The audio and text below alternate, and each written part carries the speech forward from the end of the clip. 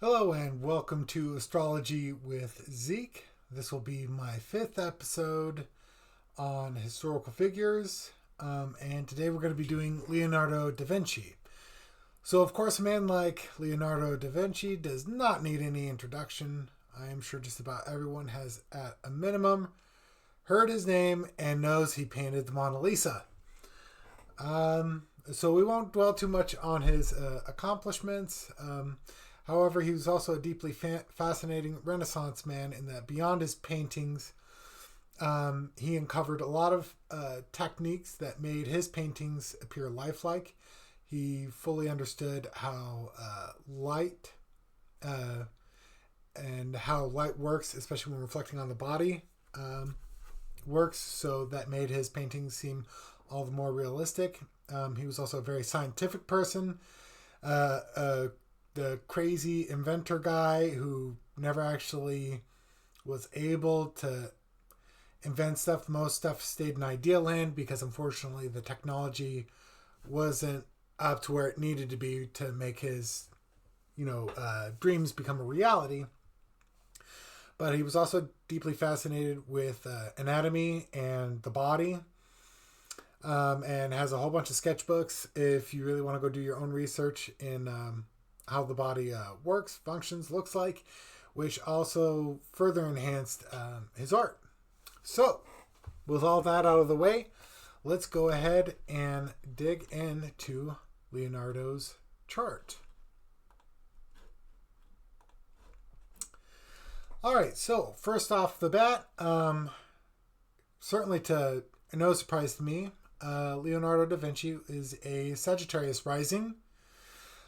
So Sagittarius is the sign of the philosopher, the seeker, the traveler.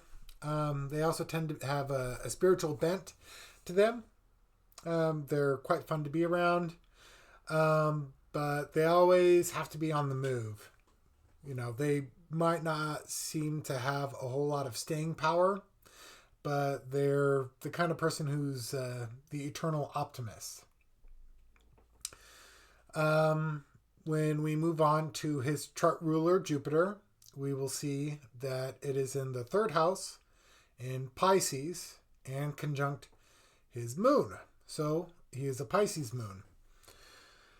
So Jupiter in Pisces is domicile, and with it being conjunct the moon, what this means is he got a lot of deep personal spiritual satisfaction out of his art. It almost approached a religious bent for him, even though he's not really known for being a religious person, but I would say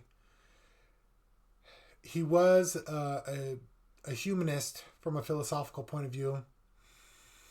And I would say with this conjunction is this deeper part of himself. Just there was a deep spiritual and emotional and artistic depth within him that very few people have. It's actually quite impressive to see. But again, is also not really a surprise given who we're talking about. Moving on to the aspects this Moon-Jupiter conjunction is making. It's making a really nice sextile to Leonardo's Sun in Taurus. And the Sun in Taurus is also, it's the sign of the bull. It's fixed in spring. It's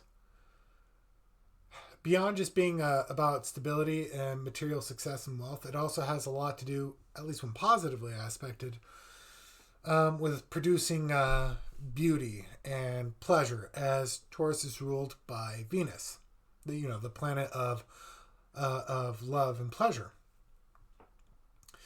So with this nice sextile, and especially since the Sun is in the fifth house, which is all about what you do for fun and how you create your creativity, I would say this just means that he was especially good at bringing, what he felt inside, the spiritual, emotional depths that I mentioned earlier. He was really good at creating something that expressed that in reality. So there is one more aspect to the Moon-Jupiter conjunction that I will talk about with Leonardo's chart, but we'll circle back to that later as I want to get some of this more obvious stuff out of the way since, Leonardo da Vinci is such a well-known person within the art sphere. So we'll stick with the sun and we'll look at other aspects that the sun is making. So the sun's really only making one other aspect, and that'll be that square to Pluto in Leo. Now, that's a very hard aspect. And the Pluto in Leo, eighth house is all about, it's the house of sorrows. And Pluto is hidden things, the underworld. It's also the abuse and misuse of power and extreme control. And this is actually quite a sad aspect because Leo is a sign that's all about me. It's, the lion. It wants to be seen.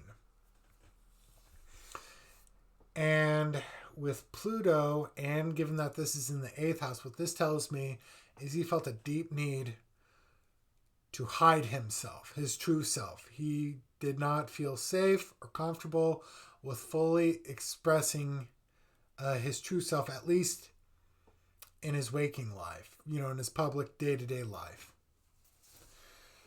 Because that's the other thing is the sun rules Leo, and the sun has to do with the self and the ego.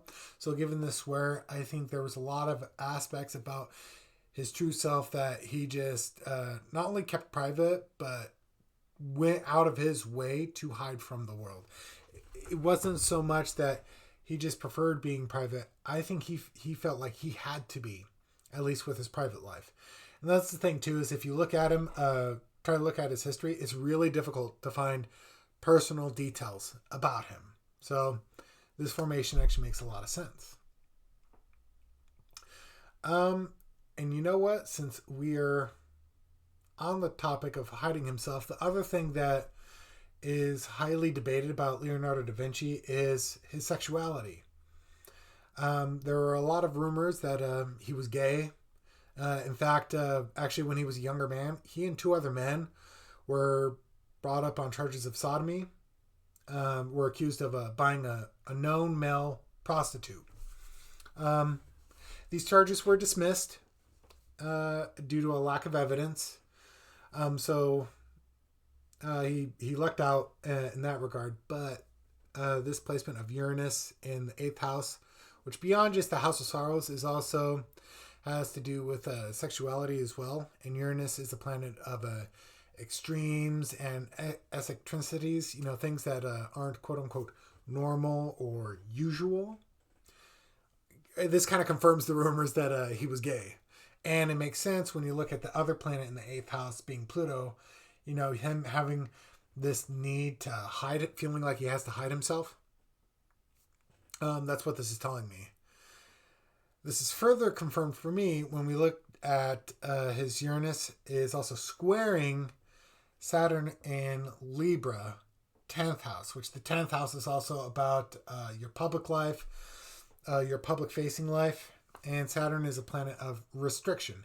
And even though Saturn in Libra is very well placed as Saturn is exalted in Libra, it's also the planet of restriction and discipline. So what this tells me, it further confirms to me that he did everything he could to keep his sexuality a secret. And what it does say is also he was exceptionally good at it. Because, again, Saturn is exalted in Libra. And Libra is kind of the sign of the diplomat, of justice. It's the lady holding the scales of justice. And with Saturn being about discipline, restriction, and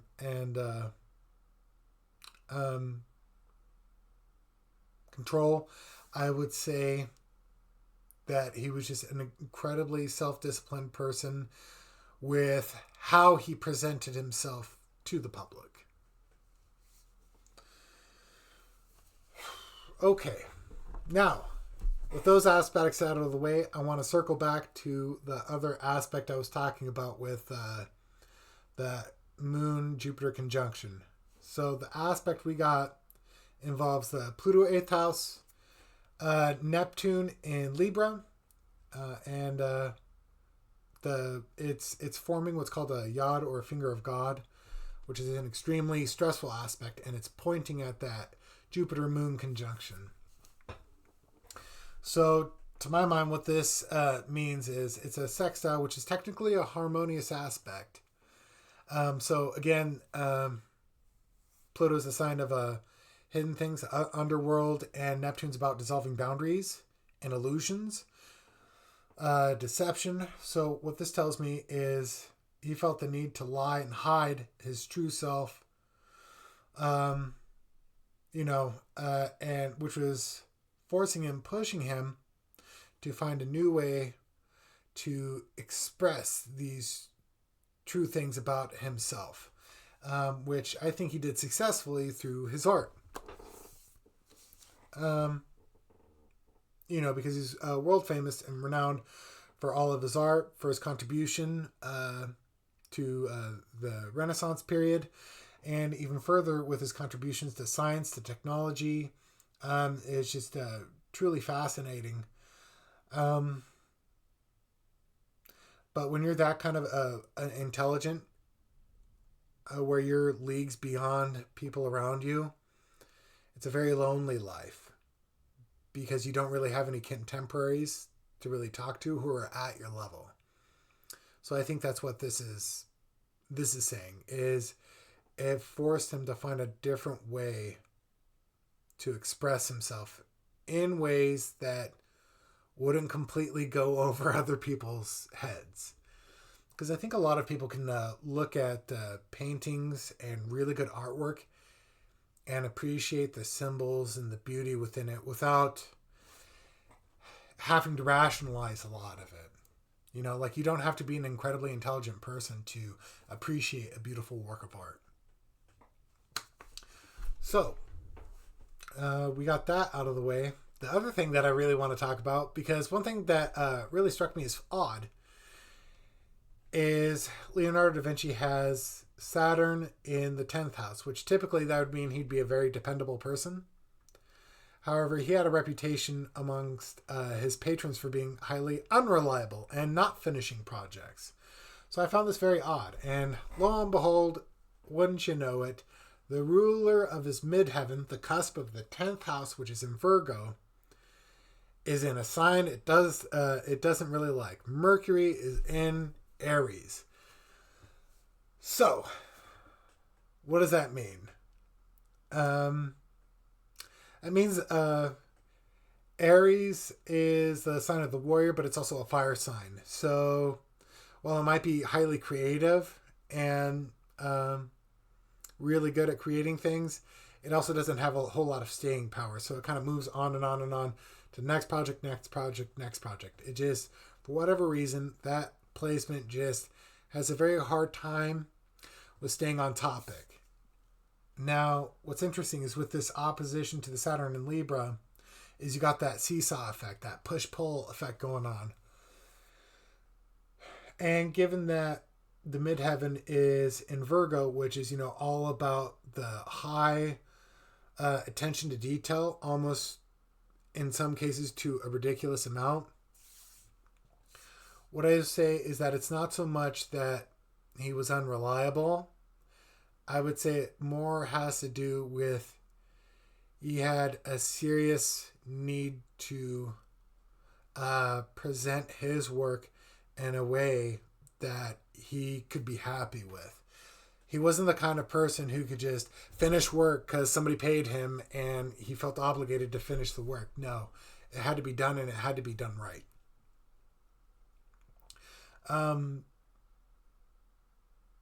So I think that's what this opposition is really saying. Anyways, I think that'll about do it for Leonardo's chart. I think I've gone over just about everything that I would like to, that I found fascinating about him. It's just a quick rundown on his chart. Anyways, if there's any other historical figures you'd like me to do or to look at, go ahead and leave a name in the comments and I'll check them out. Also, I do this professionally. You can check out my website, astrologywithseek.com, and book my services if you would like a personal reading. I also have a Subsatck where I write more on astrology and other spiritual things, but I've also released 4 articles on the 4 presidents of Mount Rushmore, so if you're interested, please do check that out. Anyways, that'll about do it for today, and we'll see you all next time.